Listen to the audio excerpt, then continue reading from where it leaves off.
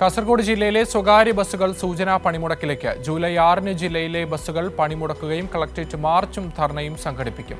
KSRTCക്ക് ordinary ബസ്സിലെ സൗജന്യ യാത്രയിൽ സ്വകാര്യ ബസ്സുകൾ നഷ്ടത്തിലായ സാഹചര്യത്തിലാണ് Kerala state private bus operators ഫെഡറേഷന്റെ നടപടി.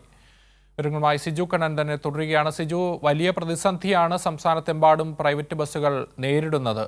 എന്താണ് കാസർഗോട്ടെ സാഹചര്യം?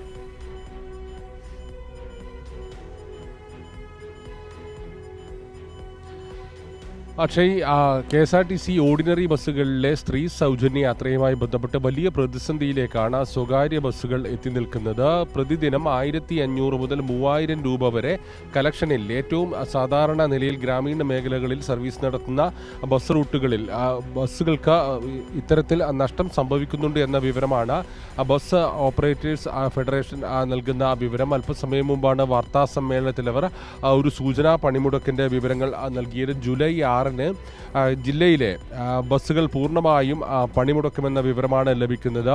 വലിയ നഷ്ടം സഹിച്ചുകൊണ്ട് സർവീസ് നടത്തുന്നതുമായി ബന്ധപ്പെട്ട പ്രതിഷേധ സൂചനയുടെ ഭാഗമായാണ് ഈ പണിമുടക്ക് നടത്തുന്നത്. അന്ന് കളക്ടറേറ്റ് മാർച്ചയും ധർണയും നടത്താൻ തീരുമാനിച്ചിട്ടുണ്ട്. നേരത്തെ തന്നെ കാസർഗോഡ് ജില്ലയിലെ ബസ്സുകൾ വലിയ നഷ്ടം സഹിച്ച് മുന്നോട്ട് പോകുന്ന സാഹചര്യത്തിൽ G-ഫോം നൽകിക്കൊണ്ട് ബസ് സർവീസുകൾ നിർത്തിയിടാനുള്ള ഒരു തീരുമാനത്തിലേക്ക് എത്തിയിരുന്നു.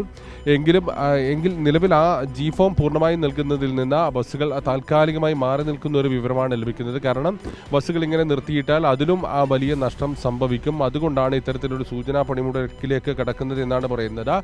ബസ് ഓപ്പറേറ്റേഴ്സ് ഫെഡറേഷന്റെ നേതൃത്വത്തിൽ വലിയ ഈ പ്രതിസന്ധി മറികടക്കുന്നതിന് നിരവധി ആവശ്യങ്ങൾ മുന്നോട്ട് വെക്കുന്നുണ്ട്. ഒന്ന് വളരെ പ്രധാനപ്പെട്ട കാര്യം, സൗജന്യ യാത്ര വോട്ടർ ID മുഖേന നടപ്പിലാക്കണം. അതോടൊപ്പം തന്നെ interstate town to town ബസ്സുകളിൽ സൗജന്യം അനുവദിക്കരുത് എന്നൊരു പ്രധാന ആവശ്യമാണ് മുന്നോട്ട് വെക്കുന്നത്. മറ്റൊന്ന്, തൊഴിലാളി ക്ഷേമനിധിയിലേക്കുള്ള വിഹിതം പൂർണ്ണമായും സർക്കാർ അടക്കണമെന്നാണ് പറയുന്നത്. വലിയ പ്രതിസന്ധിയിലേക്ക് നീങ്ങുന്ന സാഹചര്യത്തിലാണ് ഇങ്ങനെയൊരു ആവശ്യം മുന്നോട്ട് വെക്കുന്നത്.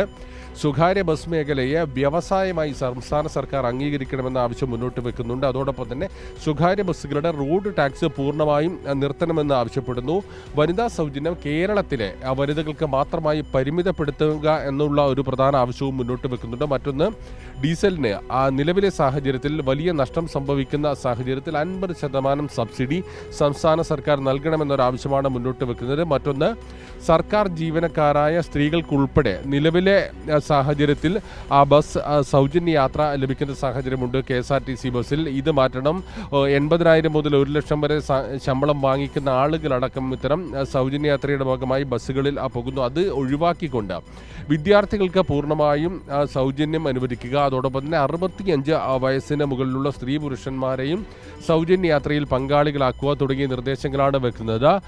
കേരളത്തിലെ സർക്കാർ നടപ്പിലാക്കിയത് ഒട്ടും പഠനം നടത്താതെ അശാസ്ത്രീയമായ രീതിയിലാണ് ഇങ്ങനെയൊരു സൗജന്യ യാത്ര നടത്തിയത് എന്നുള്ള ശക്തമായ വിമർശനമാണ് സ്വകാര്യ ബസ്സുകളുടെ ഭാഗത്ത് നിന്ന് ഉയർന്നു വരുന്നത്. കേരളത്തിലെ മുഴുവൻ തൊഴിലാളി സംഘടനകളും ബസ് ഓപ്പറേറ്റേഴ്സ് സംഘടനകളും ഇതിൻ്റെ ഭാഗമാകുന്നു എന്നാണ് മനസ്സിലാക്കുന്നത്. സംസ്ഥാന തലത്തിൽ തന്നെ വലിയ നഷ്ടം നേരിടുന്ന സാഹചര്യത്തിൽ ജൂലൈ 20 മുതൽ ജൂലൈ 25 വരെ ഒരാഴ്ചക്കാലം തിരുവനന്തപുരം സെക്രട്ടേറിയറ്റിന് മുന്നിൽ സംയുക്ത സമര സമിതിയുടെ നേതൃത്വത്തിൽ റിലേ ധർണ നടക്കുമെന്ന് നേരത്തെ പ്രഖ്യാപിക്കുകയും ചെയ്തിട്ടുണ്ട്. അക്ഷയ്.